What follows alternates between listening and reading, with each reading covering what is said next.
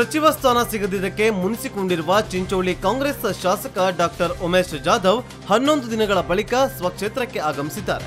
ಇಂದು ಬೆಡಸೂರು ತಾಂಡದಲ್ಲಿ ಶಾಸಕ ಡಾಕ್ಟರ್ ಉಮೇಶ್ ಜಾಧವ್ ತಂದೆಯ 36ನೇ ಪುಣ್ಯಸ್ಮರಣೆ ಕಾರ್ಯಕ್ರಮ ಇರುವುದರಿಂದ ಶಾಸಕರು ಸ್ವಕ್ಷೇತ್ರ ಚಿಂಚೋಳಿಗೆ ಬಂದಿದ್ದಾರೆ. ಅದಲ್ಲದೆ ಲಿಂಗೈಕ್ಯರಾದ ಡಾಕ್ಟರ್ ಶಿವಕುಮಾರ ಶ್ರೀಗಳಿಗೆ ನುಡಿನಮನ ಕಾರ್ಯಕ್ರಮವನ್ನು ಹಮ್ಮಿಕೊಂಡಿದ್ದಾರೆ. ಸಿದ್ಧಗಂಗಾ ಶ್ರೀಗಳ ನಿಧನದಿಂದ ಮುಂದೂಡಿಕೆಯಾಗಿದ್ದ ಬಿಜೆಪಿ ಬರ ಅಧ್ಯಯನ ಇಂದಿನಿಂದ ಆರಂಭವಾಗಲಿದೆ. ಬಿಜೆಪಿ ರಾಜ್ಯಾಧ್ಯಕ್ಷ ಯಡಿಯೂರಪ್ಪ ಚಾಮರಾಜನಗರ ಜಿಲ್ಲೆಯ ಬದನಕುಪ್ಪೆಗೆ ಭೇಟಿ ನೀಡಿ ಬರ ಪರಿಸ್ಥಿತಿ ವೀಕ್ಷಣೆ ಮಾಡಲಿದ್ದಾರೆ. ನಂತರ ಬರ ಪರಿಸ್ಥಿತಿ ಕುರಿತಂತೆ ಜಿಲ್ಲಾಧಿಕಾರಿ ಜೊತೆ ಚರ್ಚೆ ನಡೆಸಲಿದ್ದಾರೆ.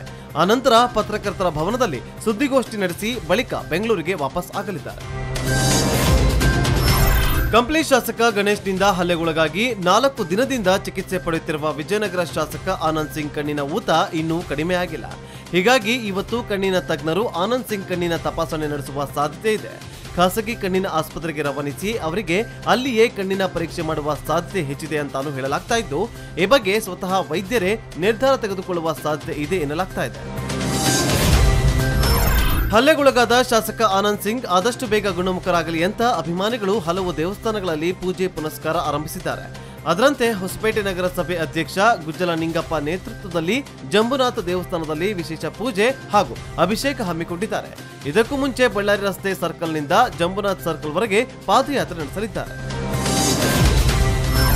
ಸಿದ್ಧಗಂಗಾ ಶ್ರೀಗಳ ಜನ್ಮದಿನವನ್ನ ವಿದ್ಯಾರ್ಥಿಗಳ ದಿನಾಚರಣೆ ಎಂದು ಘೋಷಣೆ ಮಾಡಬೇಕು ಅಂತ ಭಾರತ ರಾಷ್ಟ್ರೀಯ ವಿದ್ಯಾರ್ಥಿ ಒಕ್ಕೂಟ ಚಿತ್ರದುರ್ಗ ಡಿಸಿ ವಿನೋದ್ ಪ್ರಿಯಾಗೆ ಮನವಿ ಸಲ್ಲಿಸಿದ್ದಾರೆ.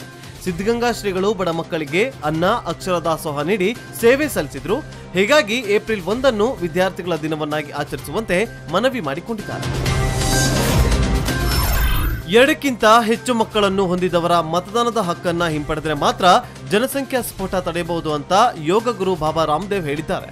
2ಕ್ಕಿಂತ ಹೆಚ್ಚು ಮಕ್ಕಳನ್ನ ಹೊಂದಿರುವವರಿಗೆ ಚುನಾವಣೆಯಲ್ಲಿ ಸ್ಪರ್ಧಿಸುವ ಹಕ್ಕು ಹಾಗೂ ಸರ್ಕಾರಿ ಆಸ್ಪತ್ರೆಯ ಸೌಲಭ್ಯ ಹಿಂಪಡೆಯಬೇಕು.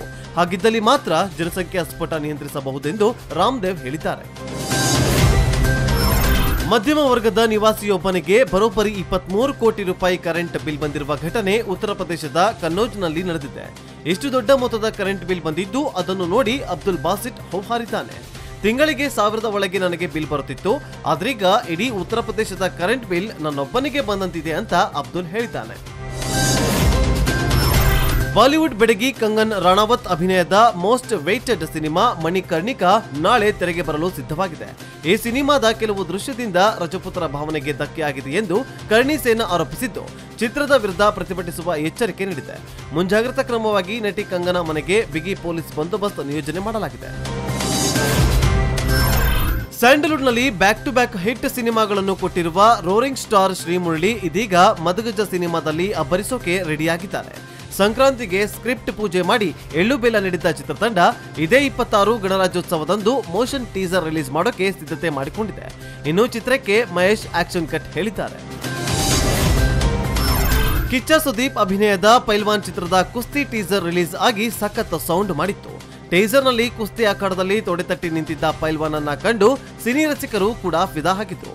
ಇದರ ಬೆನ್ನಲ್ಲೇ ಬಾಲಕನೊಬ್ಬನು ಕಿಚ್ಚನಂತೆ ಪೋಸ್ ಕೊಟ್ಟ ಫೋಟೋವೊಂದು ಟ್ವಿಟರ್ನಲ್ಲಿ ವೈರಲ್ ಆಗ್ತಿದೆ. ಛೋಟಾ ಪೈಲ್ವಾನ್ ಫೋಟೋಗೆ ಸುದೀಪ್ ಮೆಚ್ಚುಗೆಯನ್ನ ವ್ಯಕ್ತಪಡಿಸಿದ್ದಾರೆ.